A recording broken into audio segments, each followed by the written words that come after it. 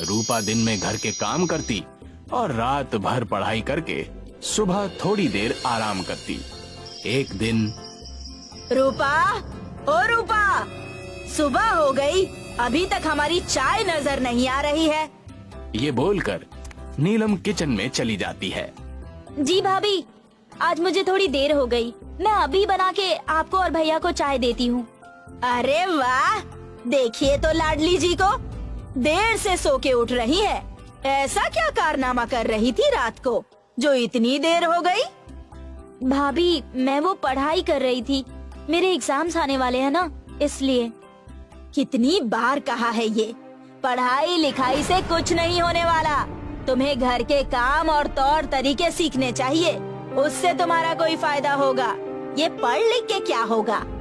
शादी के बाद जब अपने ससुराल जाओगी तो वहाँ भी उन्हें 24 का पहाड़ा बोल के सुनाओगी। अब से ऐसी गलती नहीं होगी भाभी, आगे से ध्यान रखूंगी। इतना सब करके नीलम अपने पति नीरज के पास जाती है। नीरज तब सो रहा होता है। सुनिए जी, उठिए, सुबह के 8 बज रहे हैं और मुझे अब तक चाय नहीं मिली। तुम्हारी लाडली बहन अब तक सो रही है। मेरे पापा ने तुम्हें इसलिए इतने सारे पैसे और दहेज का सामान दिया ताकि मेरी सुबह खराब हो सके। क्या हो गया इतनी सुबह सुबह? तुम भी सो जाओ। अरे इतना कष्ट क्यों कर रही हो? आराम करो ना, कितना सुहाना दिन है। आप तो मुझसे प्यार ही नहीं करते हैं जी। मैं इतनी परेशान हूँ और आप हैं कि सो रहे हैं। आपको तो कोई परवाह ही नहीं है मेरी। अरे परवाह है जाने मन। रुको, मैं अभी रूपा से बात करता हूँ और उसे समझा देता हूँ। नीरज रूपा को जोर से आवाज लगाकर बुलाता है। रूपा, ओ रूपा, यहाँ आओ। रूपा चाय और कुछ बिस्किट्स लेकर वहाँ आती है। ये लीजिए भैया, चाय और कुछ नमकीन और बिस्किट्स। नीरज चाय और बिस्किट्स देखकर पिघल जाता है और नीलम से कहता है, ये लो भाग्यवान, तुम्हारी चाय भी आ गई। अब से रूपा कोई गलती नहीं करेगी। ठीक है, चलो माफ किया। कुछ ही देर बाद नीरज और रूपा की माँ वहाँ आ जाती हैं। अरे रूपा बेटा, ओ रूपा बेटा।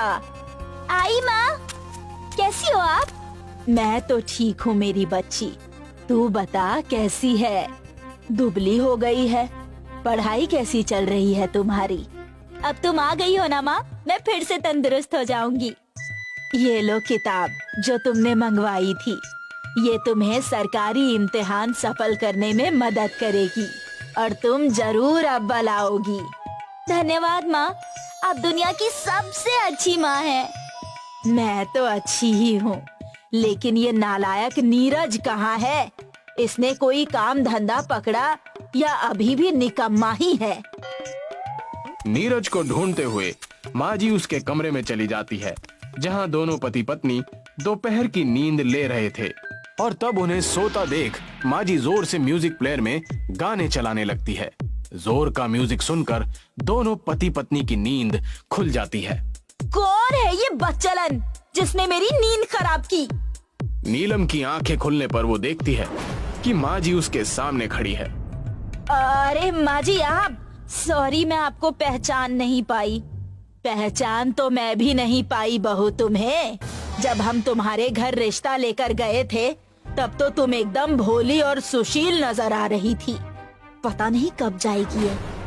जब तक नहीं जाएगी तब तक मेरा जीना दुश्वार कर देगी ये तो। और तू नालायक अभी तक सो रहा है? कुछ काम धंधा कर ले, कब तक परिवार का नाम डुबाएगा? अरे मेहनत करके किसी का भला हुआ है क्या कभी, जो मेरा हो जाएगा? रूपा को ही देख लो, दिन भर मेहनत करती है, फिर भी सुबह चाय ही बना रही है ना। वो तो बेटा तुम्हें कुछ समय बाद पता चलेगा, मेहनत से क्या होता है और क्या नहीं। जल्दी आना माँ, मैं तुम्हारा इंतजार करूंगी। घबरा मत मेरी बच्ची, तू बड़ी अफसर बन जाए इसीलिए मैं ये यात्रा कर रही हूँ। भगवान तेरी सारी मनोकामनाएं पूरी करे। इतना कहकर माँ जी ने रूपा और परिवार से विदा ली। माँ जी के जाने के बाद नीलम फिर से रूपा से घर के काम करवा कर ताने मारने लगी। एक दिन जब रूपा घर पर झाड़ू लगा रही थी तब रूपा की एक सहेली घर पर एक चिट्ठी लेकर आ गई। रूपा, तुम कॉलेज क्यों नहीं आ रही हो? ये देखो, तुम्हारे लिए चिट्ठी आई है। बोलो ना क्या हुआ? और ये कैसी चिट्ठी है? कॉलेज में जो दौड़ प्रतियोगिता हुई थी उसमें मैं और तुम सेलेक्ट हुए हैं और हमें सरकार से चिट्ठी आई है कि हम पुलिस भर्ती की दौड़ में हिस्सा लेकर पुलिस बन सकते हैं। क्या? सच? मुझे तो यकीन ही नहीं हो रहा। अगर ये बात सच है तो तुम्हारे मुंह में घी शक्कर। नीलम ने कोमल और रूपा को बात करते देख उनके पास जा पहुंची। अरे वाह, दोनों बड़े खुश लग रहे हो। क्या बात है? और ये रूपा के हाथ में चिट्ठी कैसी? जरूर तुम्हारे किसी चाहने वाले ने ये चिट्ठी दी है, इसीलिए तुम्हारा घर के कामों में मन नहीं लगता और सुबह देर से उठती हो। भाभी, आप मुझ पर गलत इल्जाम लगा रही हैं। ये चिट्ठी मुझे सरकार की तरफ से आई है।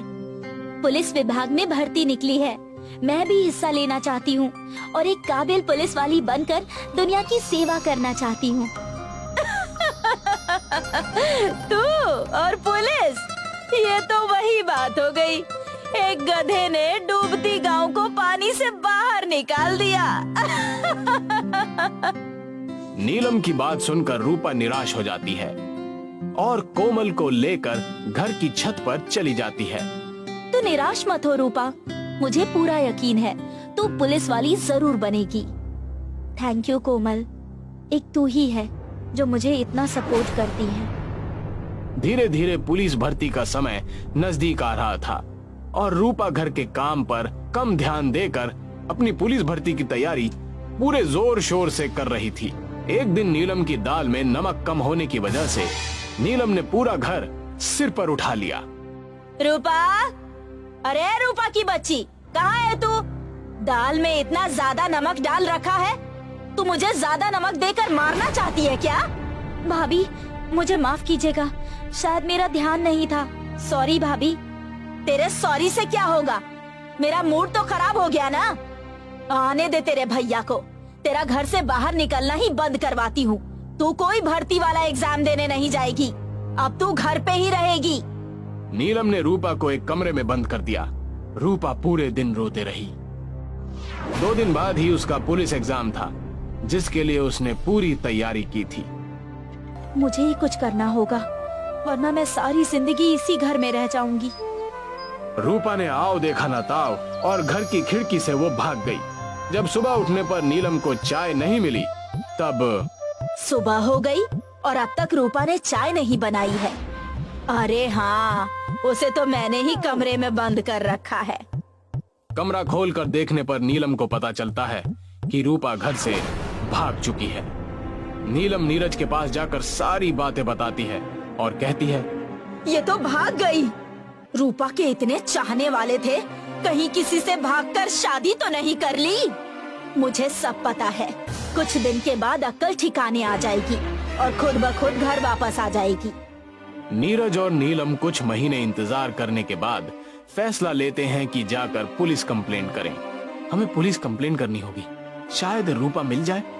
मेरा मन तो नहीं है, लेकिन तुम कह रहे हो तो चलते हैं। नीलम और नीरज दोनों पुलिस कंप्लेंट करने के लिए पुलिस स्टेशन जाते हैं और वहां जाकर दोनों हक्के बक्के हो जाते हैं। वहां देखते हैं कि उस पुलिस स्टेशन की इंचार्ज रूपा ही है। रूपा, तुम यहाँ? मुझे तो यकीन ही नहीं हो रहा, ये मैं क्या देख रही हूँ? पीछे से माजी की आवाज आती है, मैंने पहले ही कहा था, मेहनत करो। नीलम और नीरज दोनों रूपा को देखकर उससे माफी मांगते हैं और रूपा से घर वापस आने की रिक्वेस्ट करते हैं। जरूर चलेंगे भैया, लेकिन इस बार भाभी को अपने हाथ की चाय पिलानी होगी।